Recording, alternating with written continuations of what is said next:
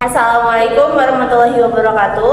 Salam sejahtera bagi kita semua. Yang terhormat kepada Ibu Dwi Septiani, SEMMHK, selaku dosen pengampu mata kuliah akuntansi keuangan lanjutan. Pada kesempatan kali ini, kami dari kelompok 10 akan mempresentasikan materi berjudul pengertian penjualan angsuran, pengakuan laba kontra dan bunga. Perkenalkan, saya Medi Cantika Bungai. Di sini saya tidak sendiri, melainkan ada rekan saya. Saya Mela Ramadini. Saya Desmoni Natalia. Materi pertama akan disampaikan oleh Desmond. Materi yang pertama itu ada pengertian penjualan angsuran. Yang pertama, menurut Superwoto tahun 2014 halaman 167, penjualan angsuran adalah penjualan yang pembayarannya dilakukan secara bertahap di masa yang akan datang. Jadi, penjualan angsuran ini tuh dilakukan dengan tujuan untuk meningkatkan volume penjualan yang pada akhirnya juga akan meningkatkan laba perusahaan. Lalu ada menurut Waluyo Ajati tahun 2006 halaman 105, penjualan angsuran adalah penjualan yang pembayarannya dapat dilakukan secara bertahap dalam jangka waktu tertentu dengan terlebih dahulu membayar uang muka atau yang disebutnya dengan down payment, baru kemudian sisanya itu diangsur sesuai dengan perjanjian antara si penjual dengan pembeli. Secara singkatnya itu jadi penjualan angsuran itu adalah penjualan barang atau jasa yang pembayarannya itu tidak harus langsung lunas, tetapi dicicil sedikit demi sedikit dalam beberapa waktu sesuai kesepakatan antara si penjual dengan pembeli. Jadi biasanya pembeli membayar uang muka dulu, lalu sisanya dibayar per bulan atau sesuai jadwal yang disetujui. Tujuannya perusahaan menggunakan sistem angsuran ini tuh agar lebih banyak orang bisa membeli produknya terlebih dahulu sehingga penjualan meningkat dan pada akhirnya keuntungan perusahaan juga ikut naik. Selanjutnya, pengakuan laba kotor. Apa sih itu laba kotor, teman-teman? Jadi, laba kotor adalah pendapatan perusahaan setelah dikurangi biaya langsung yang terkait dengan produksi barang atau jasa yang sering disebut HPP, itu harga pokok penjualan. Jadi laba ini tuh menunjukkan keuntungan awal dari aktivitas operasional utama sebelum biaya lainnya seperti administrasi, pemasaran, pajak, dan bunga dikurangkan. Lalu ada metode pengakuan laba kotor, itu biasanya dilakukan dengan dua cara. Yang pertama, pengakuan laba kotor pada saat penjualan terjadi di mana laba langsung dicatat saat transaksi penjualan. Lalu metode yang kedua, pengakuan laba kotor secara proporsional sesuai realisasi kas yang diterima, yaitu misalnya pada penjualan angsuran, maka laba diakui sejalan dengan penerimaan kas. Jadi, rumus mencari laba kotor itu adalah laba kotor sama dengan pendapatan penjualan dikurang harga pokok penjualan atau HPP.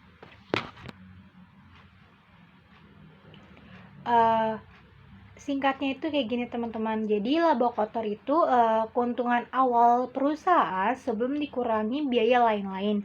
Biaya lain-lainnya itu kayak biaya administrasi, pemasaran, atau pajak.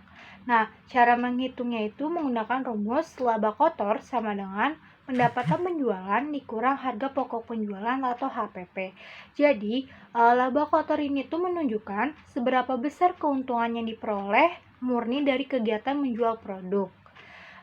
Lalu laba kotor itu dapat diakui dengan dua cara.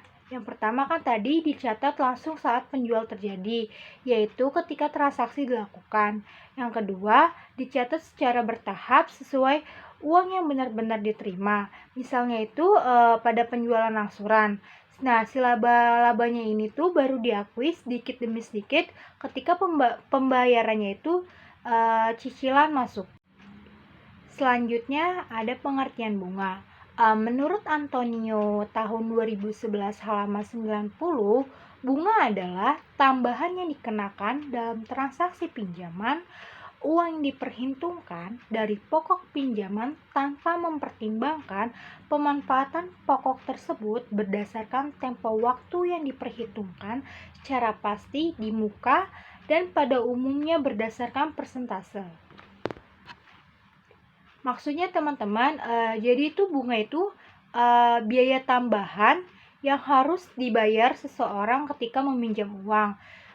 Tambahan biaya ini tuh dihitung dari jumlah uang yang dipinjam tanpa melihat pemanfaatannya dahulu dan dikenakan selama jangka waktu tertentu. Biasanya itu besarnya bunga itu dihitung dengan persentase. Jadi semakin lama kita meminjam atau semakin besarnya pinjaman, maka bunga yang harus dibayar juga ikut semakin besar atau semakin meningkat.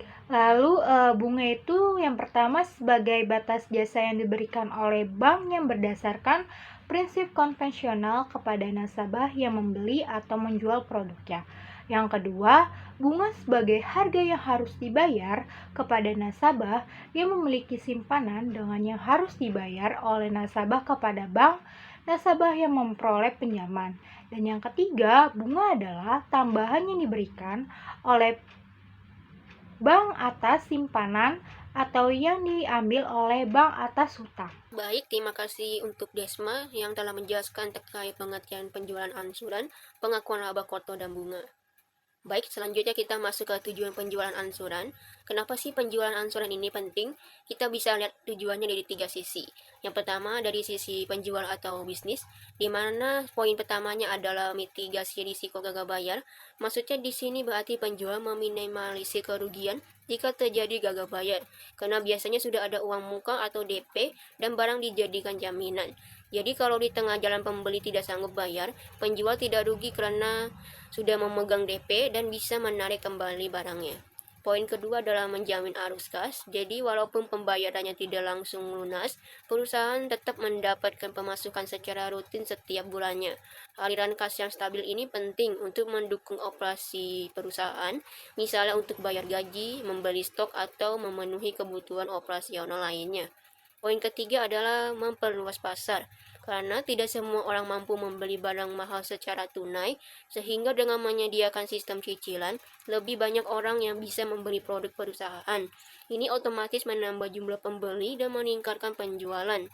Selanjutnya dari sisi akuntansi, penjualan angsuran ini membantu perusahaan memenuhi matching principle, yaitu mencatat pendapatan dan biayanya pada periode yang sama, atau saat pendapatan itu masuk, kita juga mencatat penerimaannya.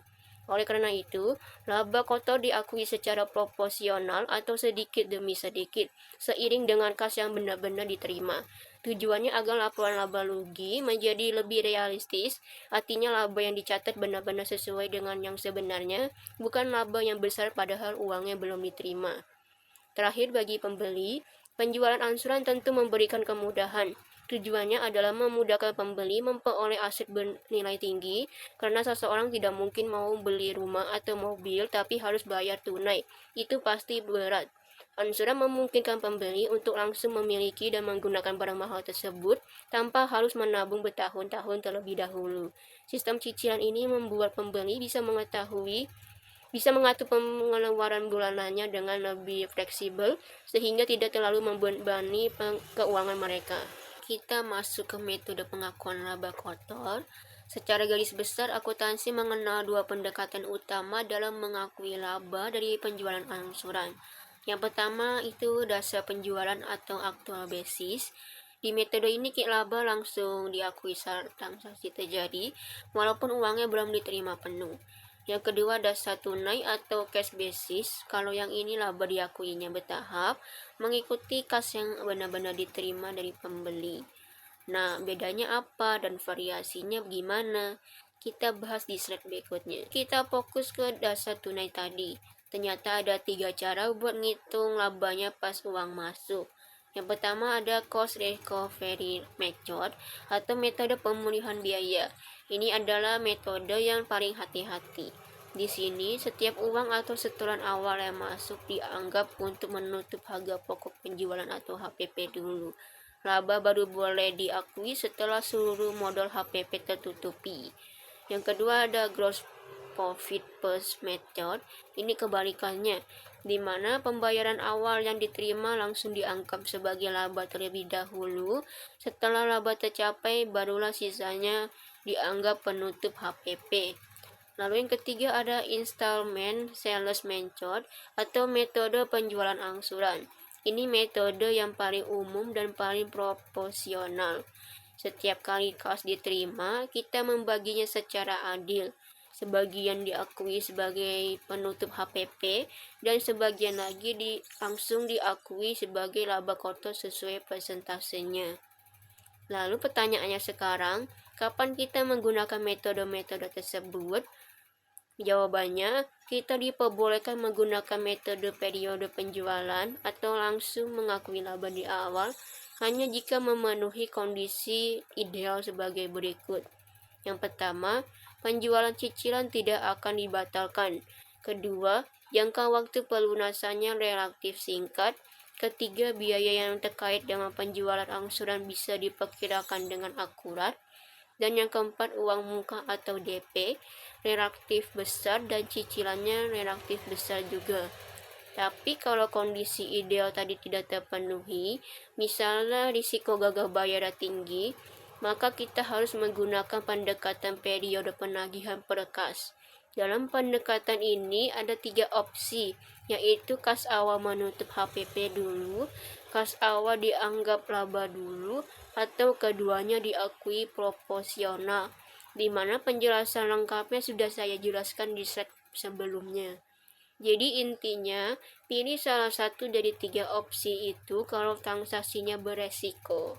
Materi selanjutnya adalah metode penetapan laba kotor pada penjualan cicilan. Ada 2 jenis metode, yaitu ada metode laba kotor dalam periode penjualan dan juga ada laba kotor dalam periode penagihan per kas. Nah, untuk laba kotor dalam periode penjualan itu, pendekatan idealnya pada kondisi-kondisi berikut ada 4, yaitu yang pertama, penjualan cicilan tidak akan dibatalkan. Yang kedua, jangka waktu pelunasannya itu relatif singkat. Yang ketiga, biaya yang terkait dengan penjualan angsuran itu dapat diperkirakan secara akurat. Dan yang terakhir itu uang mukanya tuh lebih besar serta cicilnya juga ikut membesar. Nah, untuk laba kotor dalam periode penagihan per kas itu dia ada 3 pilihan yang dapat diambil dalam melakukan penerimaan piutang atas penjualan angsuran. Yang pertama, penerimaan kas pertama dianggap sebagai penutup biaya produksi, setelahnya baru dianggap sebagai laba kotor. Dan yang kedua, penerimaan kas pertama dianggap sebagai laba kotor dan sisanya dianggap sebagai biaya penutup. Dan yang terakhir, biaya produksi dan laba kotor dicatat sebagai proporsional untuk setiap setoran. Selanjutnya ada ilustrasi dari laba kotor dalam periode penjualan. Kita langsung masuk aja ke ilustrasinya biar teman-teman semua paham. Di sini ada contoh soal. Pada awal tahun 2019, PT Abadi melakukan penjualan angsuran dengan ketentuan pembayaran sebagai berikut. Yang pertama, harga jualnya itu 50 juta dengan mencicil. Yang kedua, deposit atau uang mukanya itu senilai 10 juta. Yang ketiga, sisanya dibayarkan dalam 4 kali angsuran setiap akhir tahun. Dan yang keempat, harga pokok penjualnya itu senilai 45 juta. Nah, selanjutnya itu kita buat tabel untuk penerimaan pembayaran. Di sini ada tabel dari tanggal 1 Januari 2019 sebagai awal dari penjualan angsuran sampai akhir dari pembayaran angsuran. Di sini kita di kolom pertama itu ada 1 Januari 2019 itu dianggap sebagai uang muka atau pembayaran uang muka yang ada di poin kedua senilai 10 juta. Itu kita masukin ke kolom pertama. Lalu yang kedua, itu di tanggal 31 Desember 2019 itu dianggap sebagai pembayaran angsuran ke-1 PT Abadi senilai 10 juta karena di poin ketiga itu dibayarkan dalam 4 kali angsuran setiap akhir tahun, yang artinya setiap tanggal 31 Desember PT Abadi akan menerima pembayaran angsuran senilai 10 juta. Lalu di 31 Desember 2020 ini di angsuran kedua itu PT Abadi menerima pembayaran angsuran senilai 10 juta. Lalu di tahun berikutnya lagi di 31 Desember 2021 sesuai dengan poin ketiga yaitu pembayarannya diangsur setiap akhir tahun. Jadi dibayarnya itu setiap akhir tahun senilai 10 juta. Dan yang terakhir di tahun keempat di tanggal 31 Desember 2022 itu diterima pembayaran angsuran senilai 10 juta. Totalnya jumlah penerimaan pembayaran yang diterima oleh PT Abadi senilai 50 juta. Dan untuk penentuan laba kotornya itu teman-teman bisa mengurangi jumlah harga jual dikurang dengan harga pokok penjualan. Yang di poin 1, harga jual tadi 50 juta, lalu dikurangi dengan harga pokok penjualan senilai 45 juta. Hasilnya 5 juta, dan 5 juta tersebut adalah laba kotor yang didapatkan oleh PT Abadi selama melakukan penjualan angsuran dalam 4 kali angsuran. Kalau yang tadi itu terkait penjualan angsuran, sekarang kita masuk ke laba kotor dalam periode penagihan berkas. Langsung masuk aja ke contoh ilustrasinya. Pada awal tahun 2019, PT Abadi melakukan penjualan angsuran dengan ketentuan pembayaran sebagai berikut. Di laba kotor dalam periode penjualan tadi, kita hanya perlu 4 poin aja. Sedangkan di laba kotor dalam periode penagihan berkas, kita butuh 5 poin untuk menentukan penerimaan pembayaran angsuran yang diterima oleh PT Abadi. Yang pertama, udah pasti penjualan angsurannya senilai 50 juta.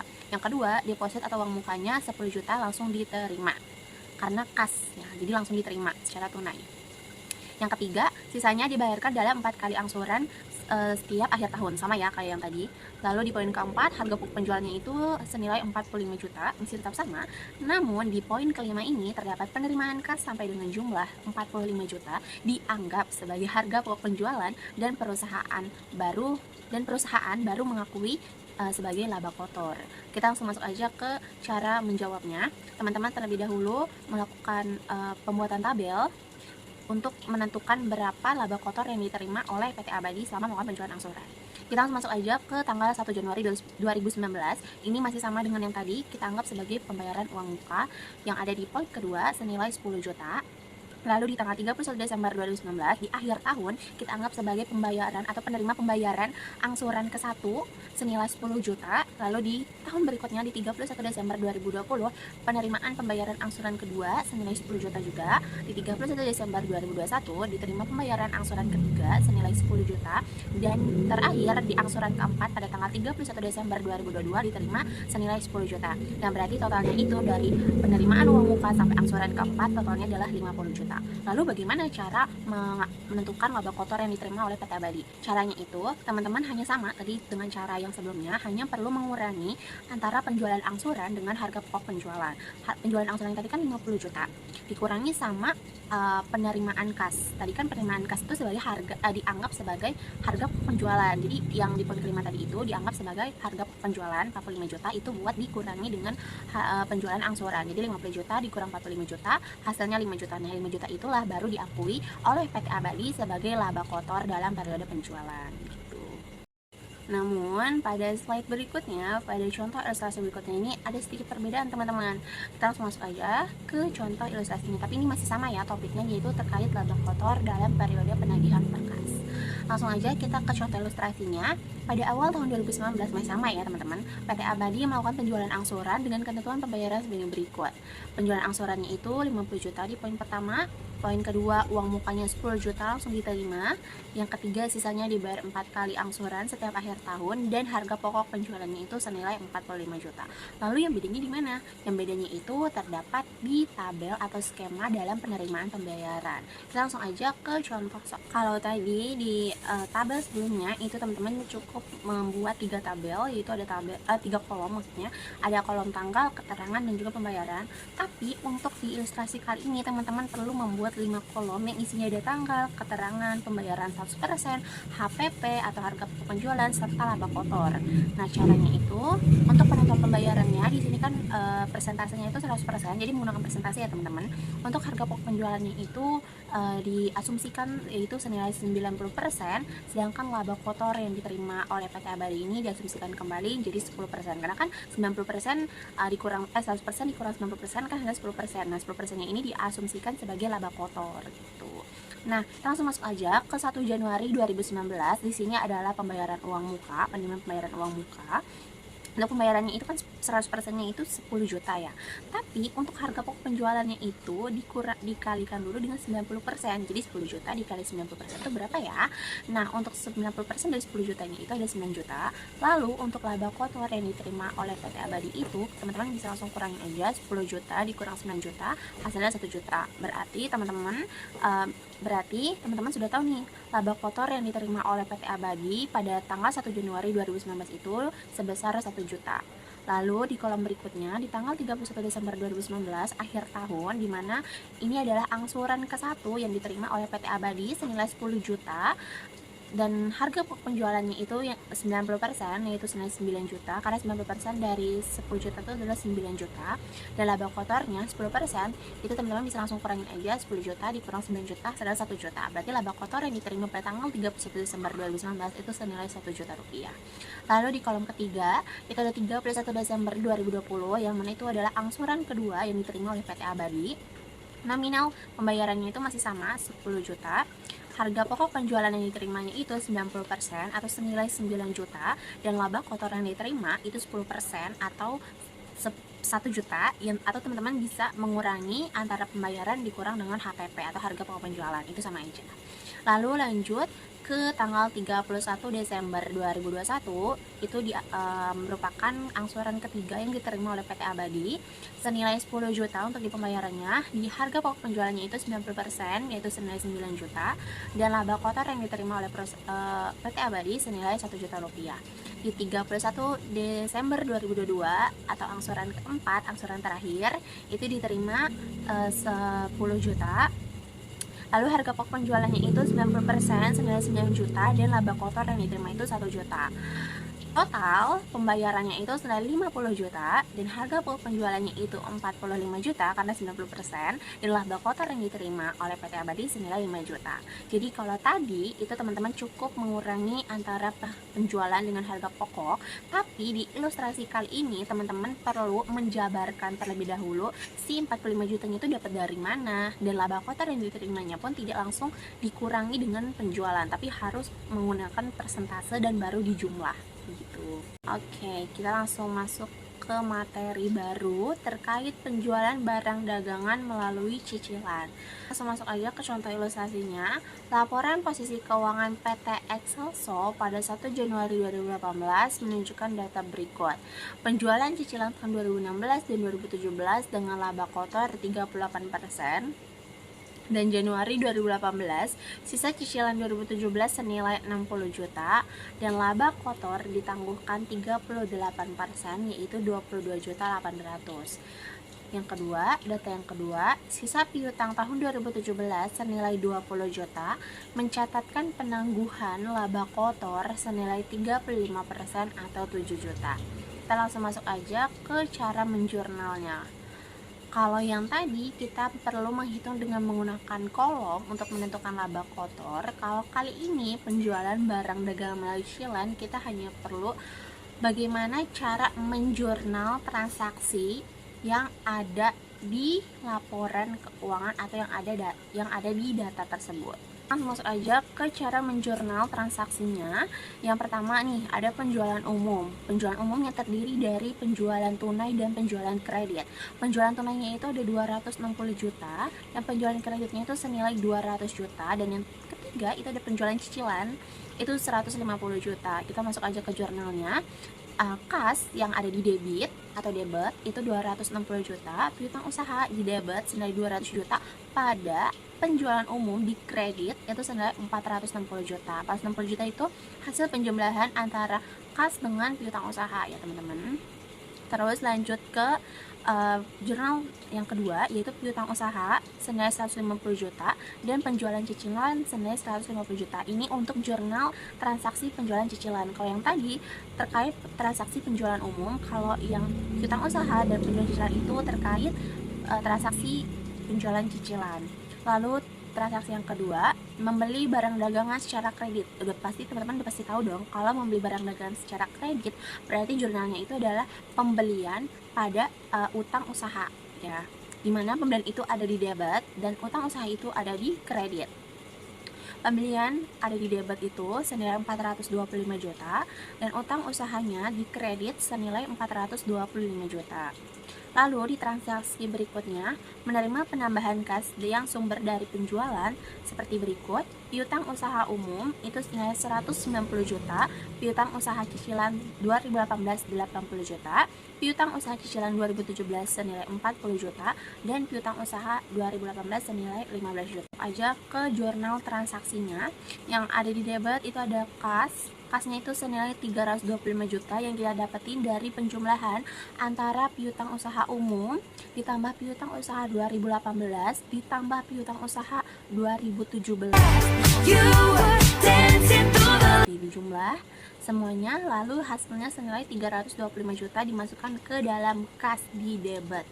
Lalu di kreditnya itu ada piutang usaha umum senilai 190 juta, piutang usaha 2018 senilai 80 juta, piutang usaha 2017 senilai 40 juta, dan piutang usaha 2016 senilai 15 juta. Begitu. Jadi kas itu tetap di debit, sedangkan piutangnya itu ada di sisi kredit.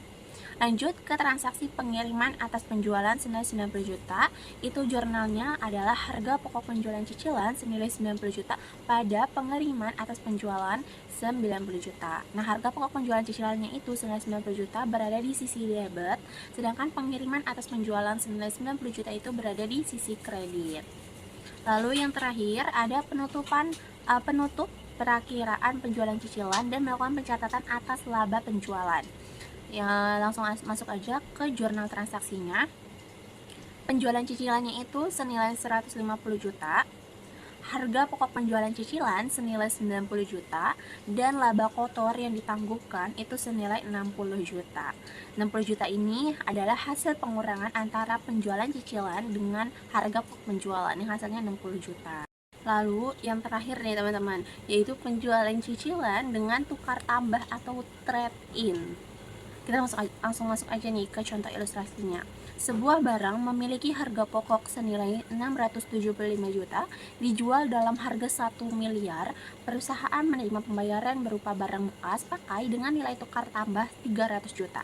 Biaya perbaikan atas barang bekas tersebut ditetapkan senilai 20 juta dengan harga jual setelah dilakukan perbaikan senilai 275 juta.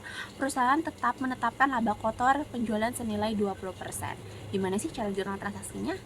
Gini teman-teman. Dia ada barang dagangan dengan tukar tambah senilai 200 juta, ada nilai tukar tambah juga di sisi debitnya masih sama yaitu senilai 100 juta, dan piutang usaha cicilan juga masih sama di sisi debit senilai 700 juta. Lalu di sisi kreditnya itu ada piutang cicilan senilai 1 miliar. 1 miliar itu didapatkan dari hasil penjumlahan barang dagangan dengan tukar tambah ditambah nilai tukar tambah ditambah dengan piutang usaha cicilan. Lalu jurnal transaksi yang terakhir itu harga pokok penjualan cicilannya itu senilai 675 juta di debit dan barang dagang baru di sisi kreditnya itu senilai 675 juta. Kesimpulannya dari materi pertemuan kali ini itu adalah penjualan angsuran bukan sekedar cara bayar bertahap, tapi strategi finansial untuk menjaga arus kas dan memperluas peluang pasar tanpa harus menunggu pelunasan penuh.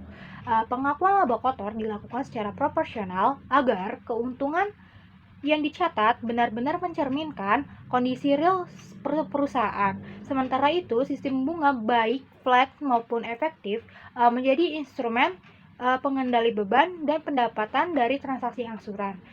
Konsep ini menuntut ketelitian agar laporan keuangan tidak hanya sekedar formalitas saja, tapi benar-benar menunjukkan kinerja ekonomi perusahaan secara jujur dan berimbang. Demikian materi yang dapat kami sampaikan, kurang lebihnya mohon maaf. Wassalamualaikum warahmatullahi wabarakatuh.